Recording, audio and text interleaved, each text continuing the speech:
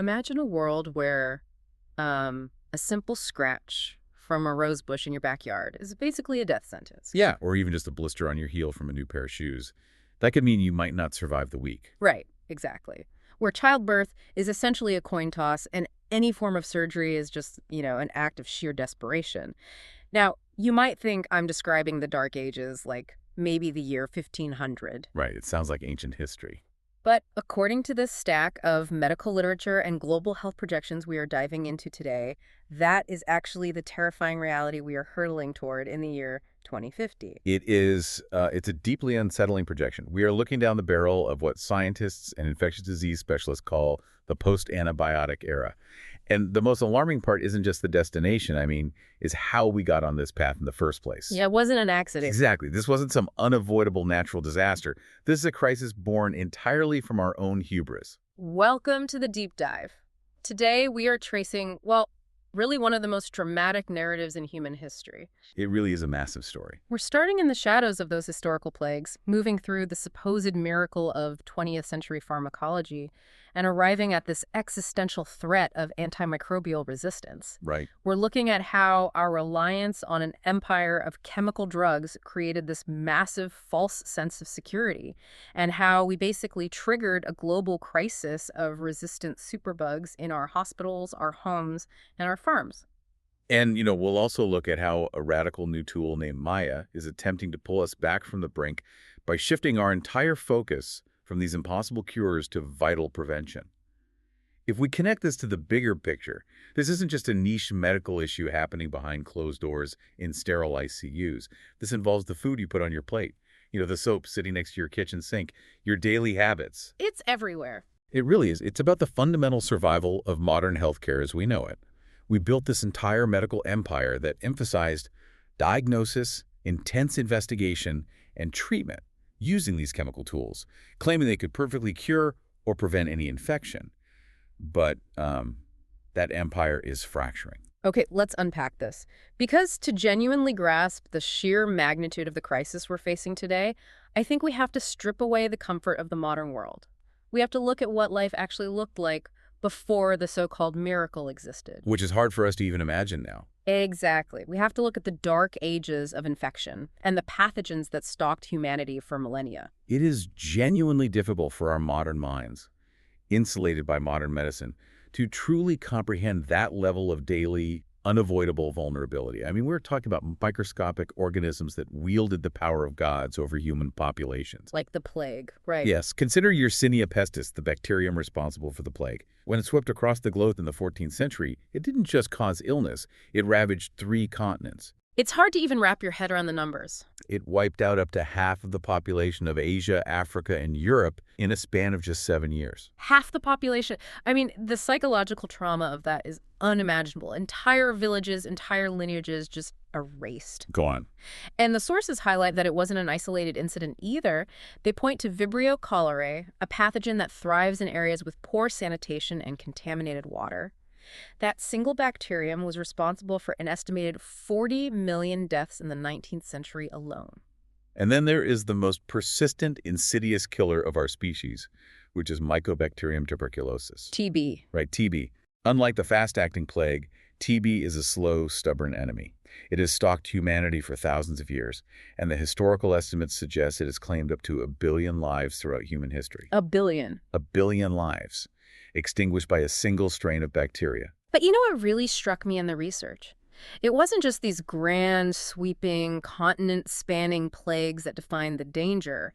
It was the really mundane injuries. Think about historical battlefields. Well, absolutely. From the Roman Empire right up through the American Civil War and the dawn of the 20th century, the greatest threat to a soldier wasn't necessarily the spear or the sword or the musket ball. It was septicemia. Blood poisoning. Right. So it wasn't the initial trauma of the battle that killed them.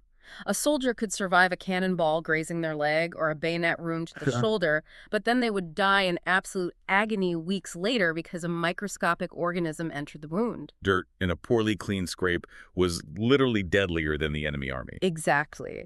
Pathogens were these invincible forces that placed a hard, unforgiving ceiling on human life expectancy. Which is exactly what makes the turning point in this history so profoundly revolutionary. We're talking about the year 1928 and a messy laboratory in London where Sir Alexander Fleming returns from vacation to find a mold called Penicillium notatum destroying the Staphylococcus bacteria in his petri dishes. The ultimate happy accident. It was the serendipitous discovery of penicillin, humanity's first true biological defense against bacterial pathogens. The ultimate game changer. I was looking at a historical study in our notes from the National Bureau of Economic Research. They estimate that the introduction of penicillin into the public sphere immediately reduced the mortality rate in penicillin-sensitive infections by an astounding 58%. Wow. Over half the people who were facing a guaranteed death sentence were suddenly miraculously surviving. And it wasn't merely the survival rates that captivated the medical world. It was the elegant biological mechanisms of that survival. Because before this, the treatments were awful, right? Oh, they were often as toxic as the disease itself. We're talking heavy metals like mercury or arsenic, but antibiotics functioned in these brilliant, targeted ways. Right. Some of them, known as bacteriostatic antibiotics, acted by stemming the proliferation of the bacterial cells. They essentially threw a wrench into the bacteria's ability to copy its DNA or synthesize proteins. So they basically put up a roadblock. Exactly, a biological roadblock, stopping the infection from spreading, which bought the human immune system the critical time it needed to hunt down and clear the remaining pathogens. I was reading about the other kind too, the bactericidal antibiotics. I'm struggling a bit to visualize the actual microscopic violence of it, though. The notes say they disrupt the cell wall, but how does that actually work without hurting our own human cells? Well, that is the genius of the chemical. Yeah. Human cells do not have cell walls. Oh. Right, we only have flexible cell membranes.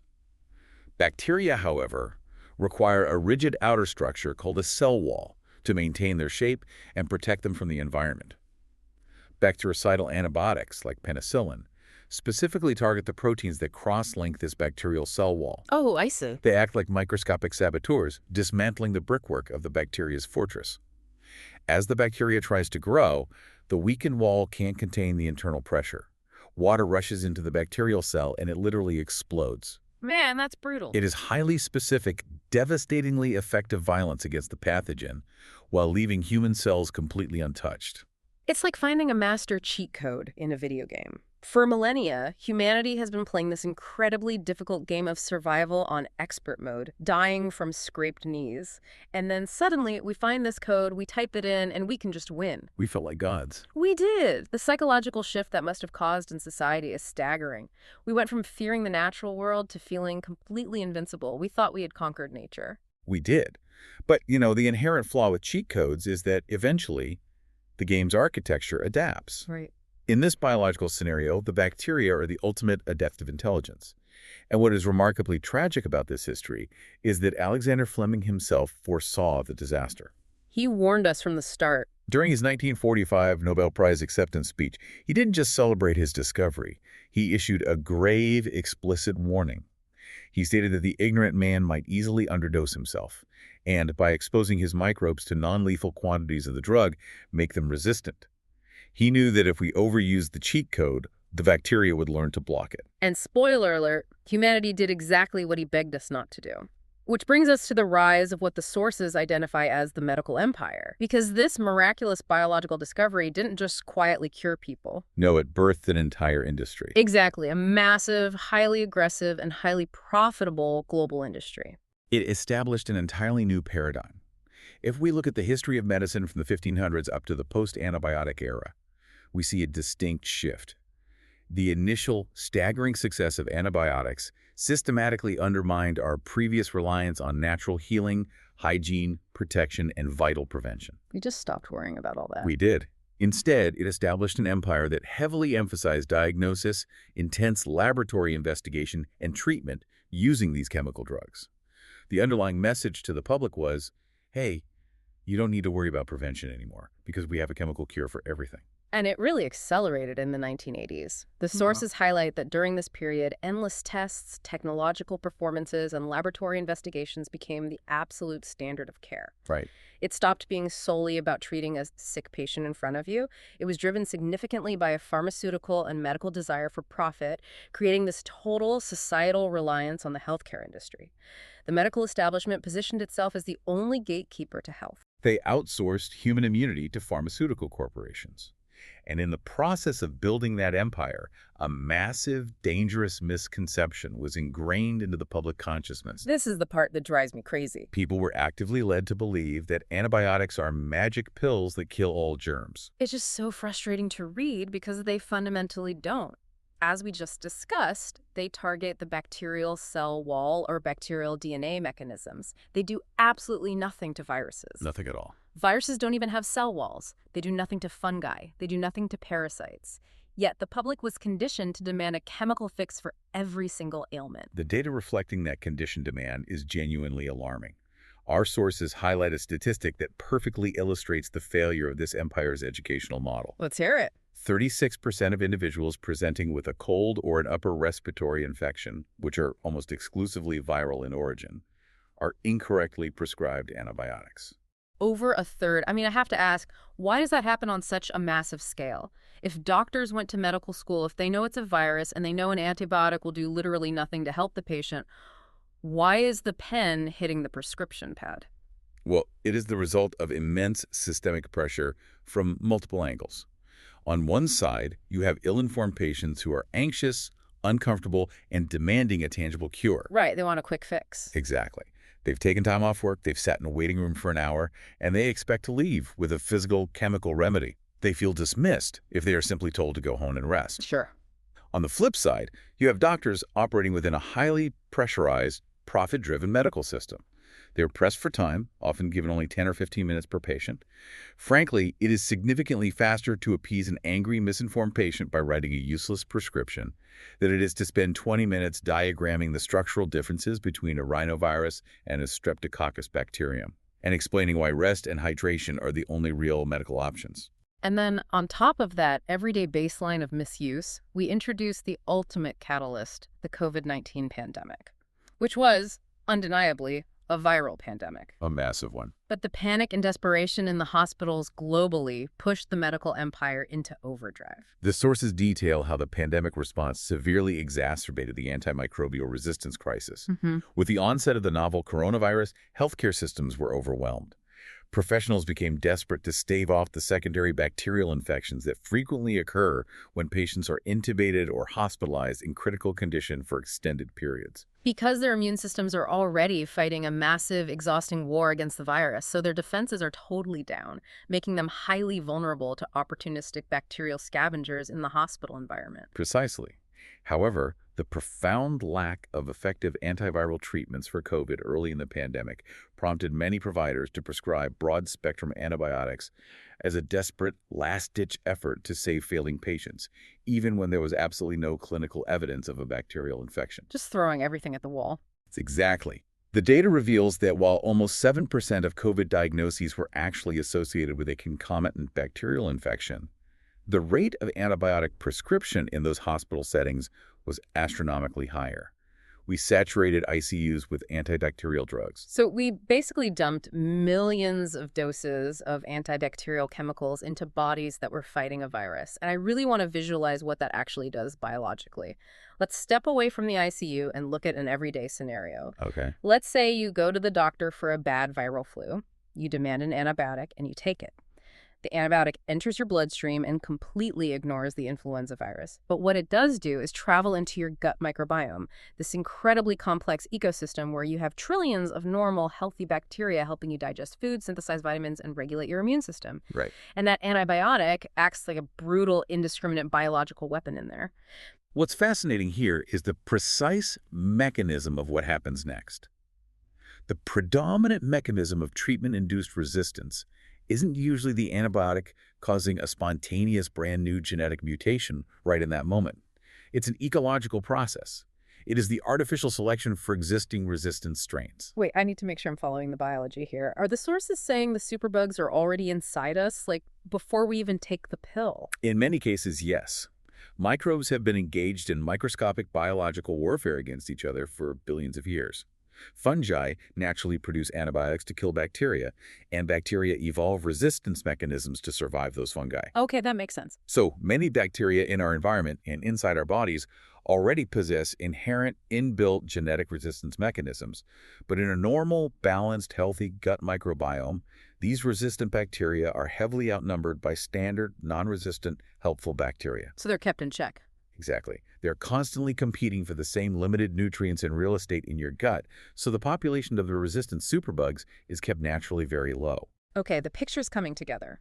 So when you take that unnecessary antibiotic for your viral flu. You detonate a bomb in that ecosystem. Wow. You systematically wipe out all the standard vulnerable competition. You annihilate the helpful bacteria. And what you leave behind are the few inherently resistant pathogens. But now they have an all-you-can-eat buffet of resources and zero competitors. They multiply at a terrifying rate and take over the entire biological environment. And just like that, out of sheer impatience for a viral sniffle, you've turned your own digestive tract into a superbug factory. It's tragic. It really is. But here is where the research gets really interesting, because this isn't just happening inside our bodies with prescription pills handed out by exhausted doctors. We are actively, unknowingly breeding these superbugs in our own kitchens and bathrooms every single day. We need to examine the chemical warfare we wage in our homes. The sources point specifically to our modern obsession with sterility, manifesting in the extensive use of everyday chemical antiseptics, alcohol-based hand sanitizers, and heavy-duty antibacterial detergents. This was never more obvious than during the height of the pandemic. I mean, we were bathing in hand sanitizer. We were wiping down our groceries with bleach. We were spraying aerosols on every doorknob. And while basic hygiene is undeniably a cornerstone of public health, the cruel irony is that the hysterical overuse of these powerful disinfectants to fight a virus inadvertently created an evolutionary training ground for bacteria. A training ground. Yes. When we use low-dose antibiotics in our soaps or dilute disinfectants in our cleaning products, we are rarely achieving total eradication. Instead, we are constantly exposing bacterial populations to sublethal doses of chemicals. I was reading the section on the population bottleneck concept. The sources brought it up regarding medication adherence in patients, but applying it to how we clean our countertops makes perfect sense. How does that bottleneck actually force the evolution? Let's break down the medication adherence example first, as it perfectly illustrates the biological pressure. A doctor correctly prescribes a 10-day course of antibiotics for a verified bacterial infection. The patient takes the pills, and by day 4, they feel completely healthy. The fever breaks, the pain is gone. This happens because the antibiotic has successfully killed off the vast majority of the pathogen, specifically the weakest, most vulnerable members of that bacterial population. So they think they're cured. Right. Feeling cured, the patient decides to stop taking the pills. Which is universally recognized as the worst possible decision, because the bacteria you killed in the first 4 days were the easy targets. The microscopic fraction of bacteria that survive the chemical onslaught until day 5 are the toughest, most genetically resilient ones. Exactly. If you stop the medication, you remove the chemical pressure just when it was needed most. You leave behind a concentrated population of incredibly strong bacteria. You have artificially created a population bottleneck. Only the strongest survive the filter. And now, in the absence of the drug, they are free to multiply. When the patient inevitably relapses a week later, the infection is entirely composed of pathogens that are resistant to the drug that was just used. It's a disaster. And we see the exact same evolutionary pressure applied when people wipe down a kitchen counter with a weak antibacterial wipe. You kill the weak microbes and leave the strong ones to repopulate the surface. I like to picture this like a massive lecture hall full of students taking a highly difficult exam. Imagine the professor kicks out everyone who fails the very first question. Those are the weak, vulnerable bacteria. If the professor stops the test right there, the only students left in the room to tutor the next generation are the absolute geniuses, the superbugs. That's a great analogy. And they are more than happy to pass on their genius to anyone else in the room. And how they pass on that genius is one of the most frightening and fascinating mechanisms in all of microbiology. It's a phenomenon called horizontal gene transfer. I highlighted this in the notes. Is this literally the bacteria passing their cheat sheets to each other? Biologically speaking, yes, that is an incredibly accurate analogy. Human beings and most animals pass genetic traits vertically from parent to offspring down through generations. Bacteria do this as well when they divide. But bacteria have a secondary, much more insidious trick. They can swap genetic material horizontally, with neighboring bacteria sitting right next to them, even if those bacteria are of a completely different species. Wait, really? How is that physically possible? They just bump into each other and hand over DNA. Through several mechanisms, but one of the most common involves plasmids. Plasmids are small, circular DNA molecules that are separate from the bacteria's main chromosomal DNA. Think of them like tiny biological USB flash drives. Okay. If a bacterium develops a genetic mutation that allows it to survive an antibiotic, say, the ability to produce an enzyme that destroys penicillin, it often carries that code on a plasmid. The resistant bacterium can physically connect to a vulnerable neighbor using a microscopic tube called a pilus, copy the plasmid, and transfer the resistance gene across. That's wild. It is. Transformation is another method where bacteria literally scavenge naked DNA fragments from dead superbugs in their environment and incorporate it into their own genome. That is deeply unsettling. So let me get this straight. You have a totally harmless, non-disease-causing bacteria living in your kitchen sink. It survives a wipe down with a weak, diluted antibacterial soap. It develops a resistance gene to survive that chemical. Yeah. And then a few hours later, a piece of raw chicken touches the sink, depositing a dangerous, disease-causing salmonella bacteria. The harmless bacteria can literally plug a pilus into the salmonella and hand over the USB drive containing the resistance cheat code. That is precisely the ecological nightmare occurring on a microscopic level. Once a gene for resistance appears anywhere in a microbial community, it can be swapped, scavenged, and distributed. It is heavily driven by the artificial natural selection processes we impose through our chemical use. So we're just training them. By bathing our environments in sublethal chemicals, we are forcefully pressuring microbial communities to share their most dangerous survival secrets. Man, if that microscopic gene swapping is happening in our kitchen sinks with just a few squirts of antibacterial soap, what happens when you scale that chemical exposure up to industrial levels? It gets much, much worse. Because as massive as human medical overprescription and household chemical misuse are, the sources indicate they pale in comparison to what is happening in our global food supply. If we want to understand the true agricultural tipping point, we need to examine our factories, farms, and fisheries. The scale of antimicrobial use in global agriculture is, without hyperbole, staggering. As of 2017, the epidemiological data estimates that 73% of all antimicrobials used globally were administered to animals. Wait. 73%. The entire human medical establishment, every hospital and clinic on Earth, is actually the minority consumer of these critical drugs. That statistic stopped me in my tracks. 73%, and the projections say it's going to increase by 67%, reaching over 105,000 tons of antibiotics pumped into agricultural animals by 2030. Tons. It's an incredible volume. Why on earth are we doing this? Are global livestock populations just perpetually sick? Well, while antibiotics are used therapeutically to treat sick animals, a massive, disproportionate volume is used prophylactically and historically as growth promoters. Prophylactically meaning we drug them to prevent them from getting sick in the first place, right? Correct. Modern agriculture relies heavily on intensive farming practices. We are talking about tens of thousands of poultry birds crammed side by side into a single shed with poor ventilation, or massive aquaculture fisheries, where thousands of salmon are confined in crowded water pens. A recipe for disaster. Exactly. In these high-stress, unsanitary conditions, the risk of a single bacterial outbreak sweeping through and wiping out the entire stock and the farmer's livelihood is incredibly high. To mitigate this financial risk, the agricultural industry administers antibiotics continuously through feed and water systems to suppress potential infections. And what about the growth promoters? I couldn't quite wrap my head around how an antibiotic, which kills bacteria, magically creates more muscle on a pig or a cow. It's an unintended biological side effect that became an economic goldmine. When you give animals continuous subtherapeutic doses of antibiotics, you fundamentally alter their gut microbiome. Look, we were talking about earlier. Exactly. You kill off the bacteria that would normally compete with the animal's own digestive system for nutrients, and you suppress subclinical, low-grade inflammation in the animal's intestinal tract. The result is that the animal absorbs calories much more efficiently. They convert feed into muscle mass faster, fattening them up for slaughter weeks earlier than nature intended. Wow. It is a purely economic calculation. Cheaper feed costs, faster turnaround, higher profits. Profit at the absolute expense of public health. And the sources specifically name the top global consumers of antimicrobials in food-producing animals: China, Brazil, India, the USA, and Australia. The data shows those 5 countries alone are responsible for 58% of global antimicrobial use in agriculture. And this industrial-scale application creates a direct, unavoidable pipeline of danger for human populations.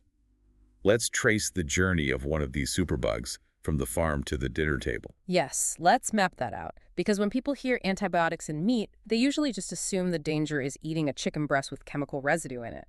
But the scope of the contamination is so much broader than that. Vastly broader. When animals consume these massive tons of antibiotics, their bodies do not metabolize all of the chemicals. While some residues do remain in the meat tissue, enormous quantities of active antimicrobial compounds are excreted entirely intact. Okay. In terrestrial farming, this highly contaminated excreta, manure, is then routinely collected and spread across fields as agricultural fertilizer.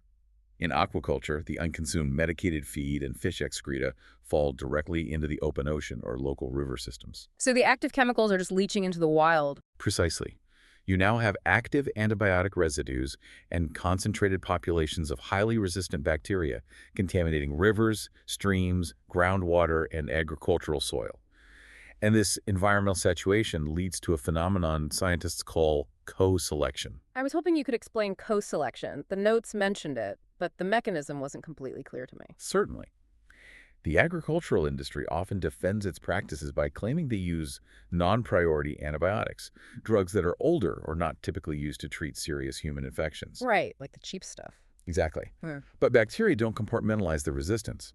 Hmm. Because of co-selection, the environmental pressure of surviving a low-grade agricultural antibiotic can cause a bacterium to develop complex genetic resistance mechanisms like efflux pumps that physically spit chemicals out of the cell. Oh, wow. Those same mechanisms happen to also perfectly protect the bacteria against highly advanced, medically critical antibiotics reserved for human ICUs.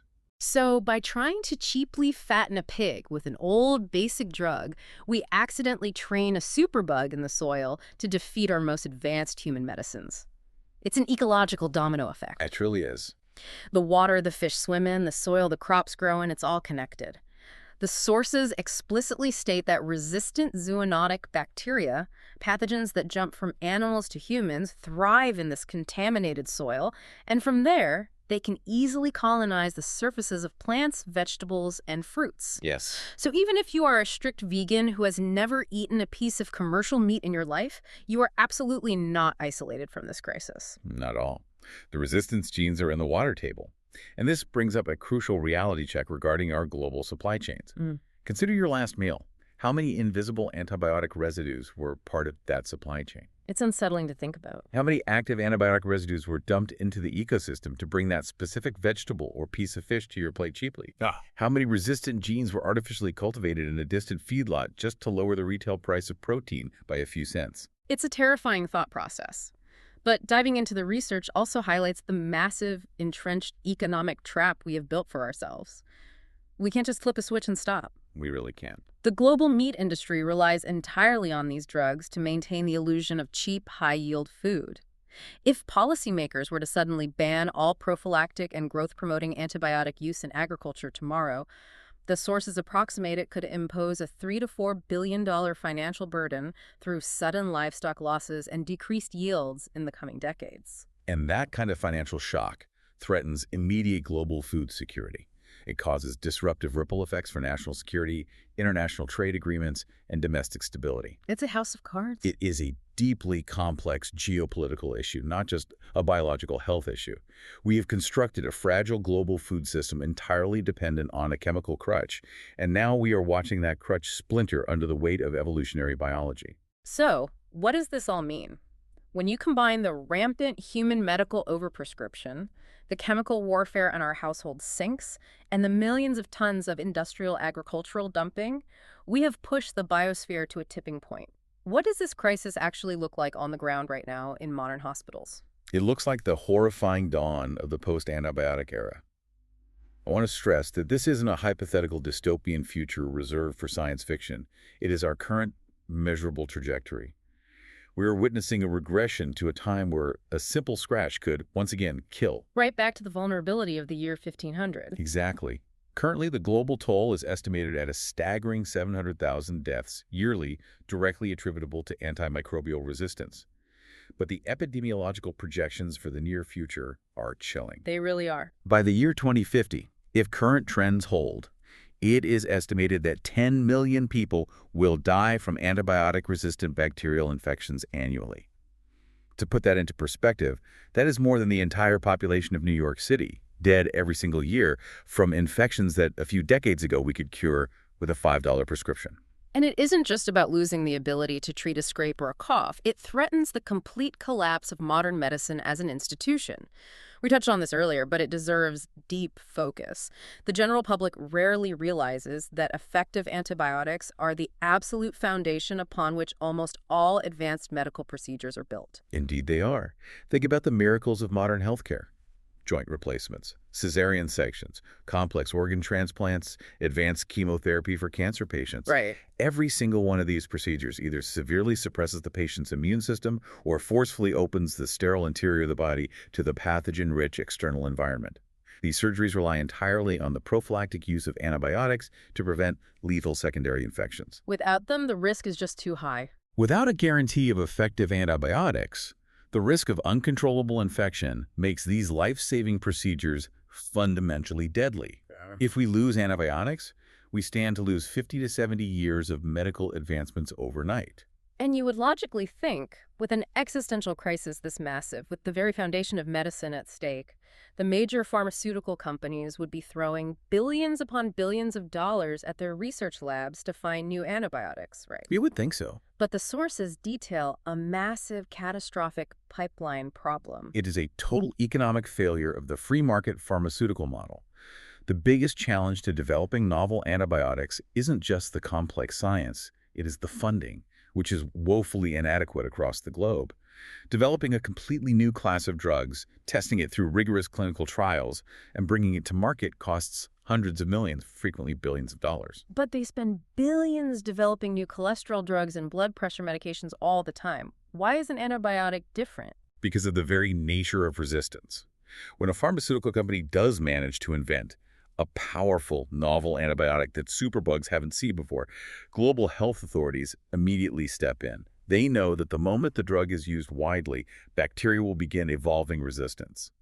So they mandate that doctors cannot prescribe this new wonder drug for everyday infections. So the health authorities essentially lock the new drug in a glass case on the wall that says break only in case of extreme emergency. They hold it back strictly as a drug of last resort.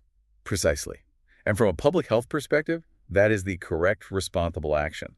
But from a corporate financial perspective, it is disastrous. It means the sales volume for that new billion-dollar drug is incredibly low. Because nobody's buying it. Right. A patient only takes an antibiotic for 10 to 14 days anyway, unlike a statin or a cancer drug that a patient might take every day for 30 years. Large pharmaceutical companies have looked at this mathematical reality and simply abandoned the field. They have stopped trying to develop new antibiotics because it is an entirely unprofitable venture. And what about the smaller, innovative research companies that do successfully discover and bring new antibiotics to the market? The sources note an incredibly depressing trend. They often just declare bankruptcy shortly after FDA approval because the incredibly low sales volume means they can never recoup their initial research and development costs. It's tragic. The entire economic system is fundamentally broken, and the human cost of this broken system is already visible in our hospitals. The sources share some harrowing case studies that drag these massive statistics down to a terrifyingly personal level. Yes, the clinical anecdotes are sobering. There is the documented case of a woman who was 4 months pregnant and contracted a urinary tract infection. Historically, a standard, incredibly safe course of antibiotics clears a UTI up in a few days. A very routine thing. But her specific infection was highly resistant. The standard, safe drugs failed completely. The infection spread, threatening her kidneys and her life. Her medical team found themselves looking at a pan-resistant pathogen, meaning it was resistant to all known standard treatments. They had literally 0 approved, safe pharmacological options left. So they were forced to use what the sources call an orphan drug, an untested, highly toxic last resort chemical. Yes, a drug that was so old or so rarely used due to its extreme side effects that it had never been rigorously tested in modern clinical trials on pregnant women. The potential teratogenic risks, the chance it could cause severe birth defects or harm the unborn child, were completely unknown. But the agonizing alternative was letting a systemic bacterial infection kill the mother. Oh my God. They were forced to roll the dice with an unknown toxin simply because the medical empire's primary weapons had failed. That is an impossible, terrifying calculation for a parent and a doctor to make. And the case studies get even more dire. There's the 2011 case of the 43-year-old lung transplant patient in New York City. She was infected with KPC, Klebsiella pneumonia carbapenemus, Right. which is a nightmare of a biological acronym. But what it essentially means is that she contracted a superbug that has actively evolved immunity to the carbapenem class of antibiotics, which are traditionally our most powerful last line of defense drugs. These are the true pan-resistant infections. They are the apex predators of the bacterial world, resistant to absolutely every class of antibiotics in the modern medical arsenal. I just try to put myself in the shoes of the infection control doctor standing at the foot of that patient's bed in NYC. You are looking at the lab charts, you realize you are dealing with a pan-resistant infection, and, with absolute certainty that you have literally zero chemical tools left in your toolbox. Nothing you can prescribe. The entire chemical empire, the billions of dollars of research, has failed. You are reduced to supportive care and hoping the patient's compromised immune system can perform a miracle. Which brings us to the absolutely necessary radical pivot. If the established medical empire is failing to produce new chemical cures, and the evolutionary arms race is currently being won by the pathogens, how do we survive? Right. What's the plan? The answer lies in a fundamental, systemic shift in our philosophical approach to health. We have to violently move away from the modern obsession with curing an infection after it has already taken hold and spread, and we must return to the paramount historical importance of preventing the infection from occurring or spreading in the first place. And this is where the narrative takes a fascinating turn, because technology steps in to fill the massive void left by failing pharmacology. The author of our sources, Dr. Srivatsa, details a remarkable new tool designed precisely for this pivot. Enter the Maya app. Maya is a truly fascinating technological intervention. The core philosophical mission of this application is a direct rejection of the old medical empire model. Its goal is not to chemically diagnose and prescribe drugs, but to aggressively educate the public, significantly reduce the risk of contracting infections, and shift the entire healthcare paradigm from reactive, hospital-based treatments to proactive individual isolation. Because, as Dr. Srivatsa recognized looking at the data, if we know that infected patients are becoming increasingly difficult, or in cases of pan-resistance, impossible to cure, the only logical life-saving solution is to ensure people don't contract the pathogen to begin with. Exactly. The best way to survive a pan-resistant superbug is to never meet it. Maya is designed as a highly accessible, color-coded educational and diagnostic tool that individuals run directly on their smartphones. It utilizes branching logic and symptom tracking to help users identify their symptoms at the earliest possible stages. Crucially, it helps differentiate between viral and bacterial indicators based on the timeline, progression, and specific presentation of symptoms. It fundamentally dismantles the dangerous habits ingrained by the old medical empire. Let's think about how things work right now for the average person. You wake up with a cough, a sneeze, maybe a low-grade fever. Yeah.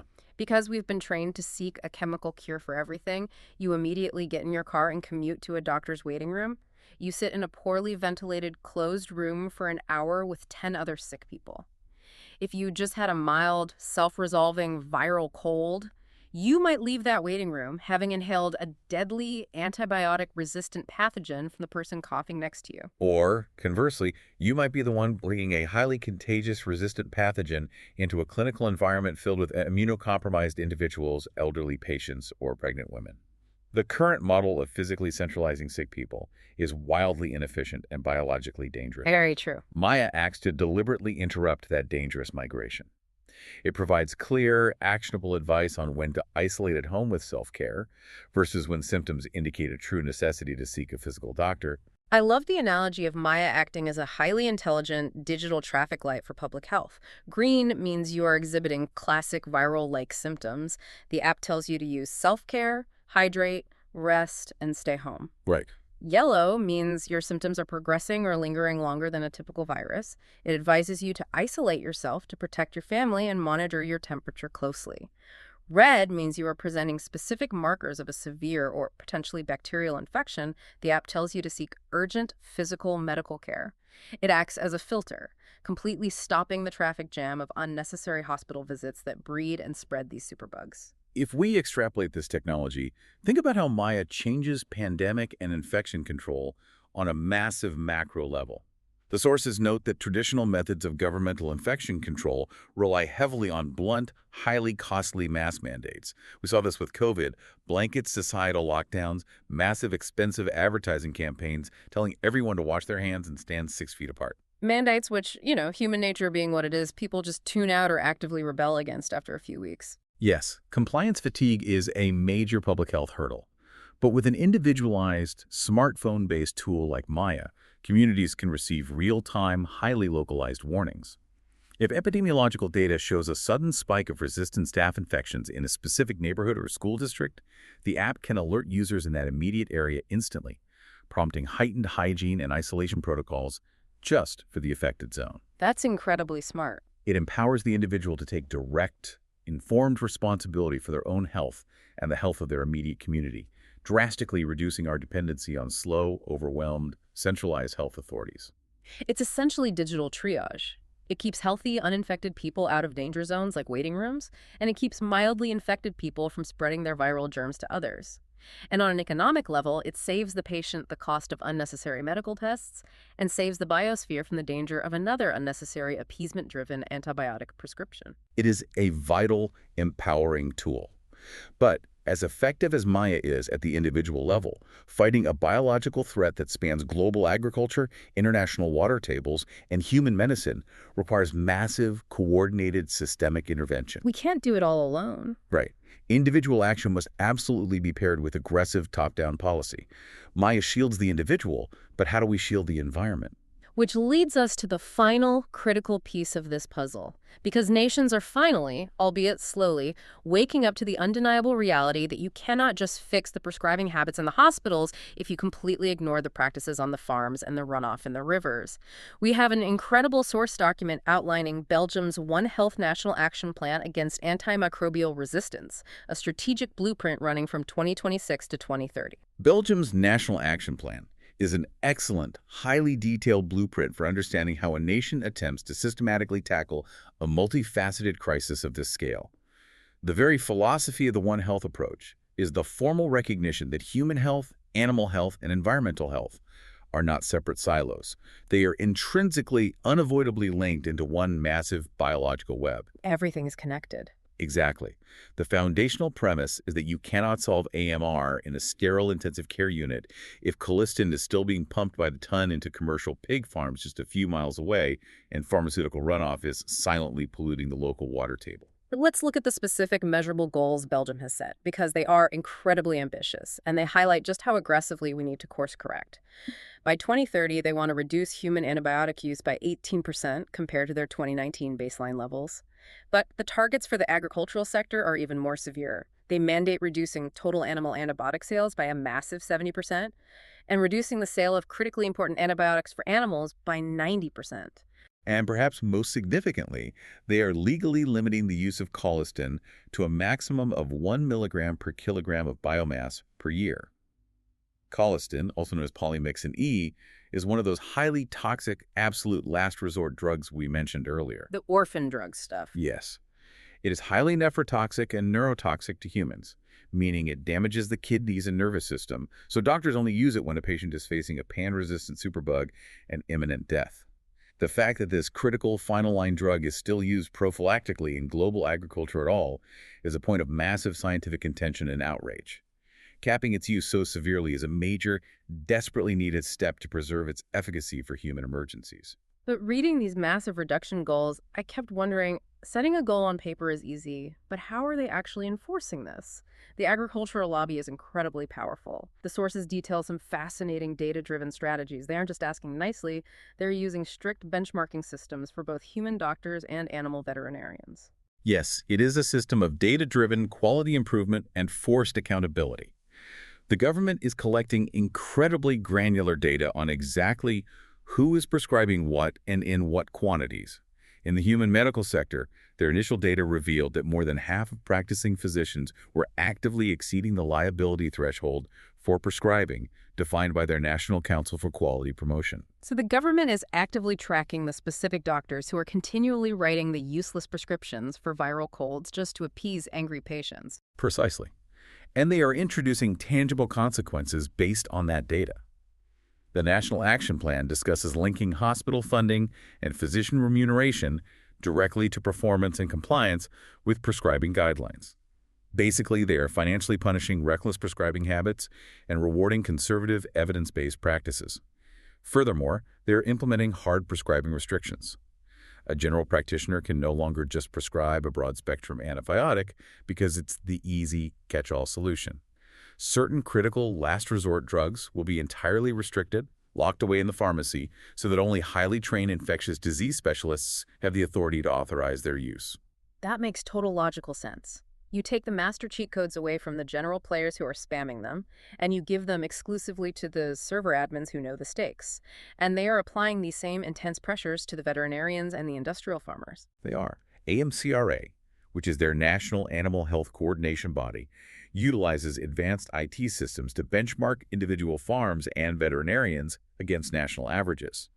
If a specific farm is flagged for repeatedly using excessive amounts of antibiotics compared to similar facilities, they don't just get a warning letter. They are forced to seek mandatory government-monitored coaching and support to fundamentally change their operational practices. The legislative goal is to forcefully mandate a pivot toward preventive veterinary medicine. Oh, wow. They are forcing farmers to invest in alternative protections, using specialized vaccines, vastly improving physical biosecurity measures, and upgrading facility hygiene instead of relying on the crutch of cheap chemical fixes. I was reading about that mandate, and it made me wonder about the friction it causes. How hard is this to actually enforce on the ground? We talked extensively about the economic trap of the agricultural empire. By enforcing this one health plan, the government is basically looking a farmer in the eye and demanding that they potentially accept lower crop yields, or demanding they spend massive amounts of their own capital retrofitting their livestock facilities for better hygiene, all to save a human medical system that the farmer doesn't directly control. This raises an important question. How do policymakers successfully balance the immediate, localized economic needs and livelihoods of global agriculture with the long-term global survival of human medicine? It is a massive point of friction. The Belgian plan attempts to bridge this gap and enforce compliance by heavily investing in environmental monitoring. They're putting targeted, well-funded efforts into continuously testing surface waters, agricultural wastewater, and soil samples for antimicrobial residues and specific resistant microorganisms. Oh, I see. By centralizing and mapping that environmental data, they remove the plausible deniability. They can actually prove the biological link. They can point to a specific map and say to a regional agricultural sector, hey, the data proves your specific farm's runoff is directly creating these colistin resistance genes in this specific watershed. It brings undeniable scientific accountability to the whole ecosystem. It does. It makes the invisible crisis highly visible. And alongside the punitive measures and data tracking, the plan heavily emphasizes massive public and professional awareness campaigns. To survive the post-antibiotic era, we need veterinarians, medical doctors, farmers, and the general public all speaking the exact same language regarding infection prevention and control. It requires a monumental generational shift in global cultural behavior. It really does. We have covered an immense amount of ground today. We started by looking at the sheer terrors of historical plagues that wiped out half of continents when humanity was defenseless. We witnessed the serendipitous temporary miracle of penicillin. We traced the dangerous hubris of the medical empire that mistakenly thought it could permanently chemically control nature, and the devastating fallout of dumping those chemicals into our bodies, our homes, and our food supply. And we are now standing at the precipice of a very precarious future where that chemical empire is rapidly crumbling. The science dictates that our survival now relies entirely on a dual coordinated approach. Extreme individual responsibility, facilitated by technological tools like the Maya app to keep us out of contagious hospitals and manage our own preventive care, paired with holistic, aggressive, top-down policies like One Health that forcefully clean up our agriculture and environment. The power, ultimately, is largely in your hands as a listener navigating this new reality. The actions are clear. Do not pressure your doctor for an antibiotic when you have a viral cold. If you are legitimately prescribed an antibiotic for a verified bacterial infection, finish your entire prescription so you don't artificially breed superbug geniuses in your own body. Embrace normal, healthy hygiene, but be highly wary of blasting your home with industrial disinfectants unnecessarily. Understand the invisible supply chain of your food, and most importantly, recognize that in a post-antibiotic world, prevention isn't just the best cure, It is quite literally the only cure we have left. As we conclude this deep dive, I'd like to leave you with one final, much broader evolutionary perspective to consider. Bacteria have existed on Earth for over 3 billion years. In that unfathomable span of time, they have survived extreme solar radiation, planetary ice ages, catastrophic asteroid impacts, and massive atmosphere-choker volcanic eruptions. They are, without question, the ultimate biological survival machines. And we really thought a few decades of clever human chemistry could permanently defeat them. It was an act of unparalleled, almost comical biological hubris. Perhaps our chemical antibiotics were never destined to be a permanent final victory over the microbial world. Perhaps they were just a brief 100-year ceasefire in an ancient evolutionary arms race that is only just beginning to escalate. 100-year ceasefire. And the bacteria are realizing we are quickly running out of ammo. Next time you get a simple scratch from a rose bush, just think about what it actually takes on a global scale to make sure it stays simple. Thanks for joining us on this deep dive.